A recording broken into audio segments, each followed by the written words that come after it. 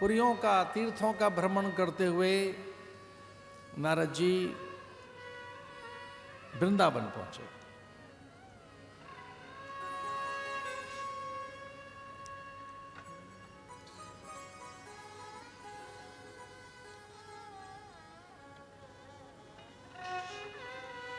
एक व्यथित, आहत और आर्तनाद करती तरुणी को देखकर चकित हो।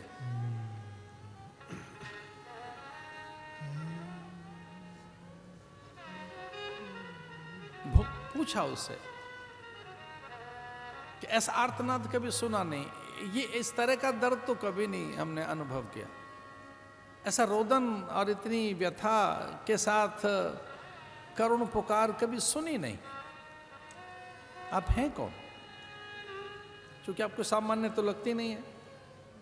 आपकी सेवा में ये सारी दिव्य नदियां सेविका बनकर खड़ी हैं। मैं सरस्वती, गंडकी, कावेरी, कृष्णा, महेंद्र, तनया, यमुना, नर्मदा आदि सभी नदियों को देख रहा हूं जो आपके सामने खड़ी हैं आपके उपचार के लिए। मैं तो सभी तीर्थों को खड़ा हुआ देख रहा हूं कि वो हर कुछ उपचार करने के लिए तैयार हैं, लेकिन आप उधर देख नहीं रही हैं।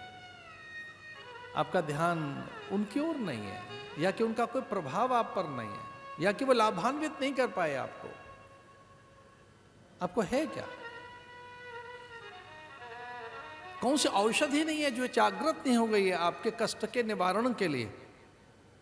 सारी औषधियां चैतन्य हैं यहां, सारे देव चैतन्य हैं यहां। मैं गंगा, यमुना, सरस्वती, गंडकी, कावेरी, कृष्णा आदि को यहां देख रहा हूं जो साकार होकर आपके उपचार के लिए खड़ी हैं। फिर भी आप अगर व्यथित हैं तो कोई बड़ा दर्द होगा। बात क्या है?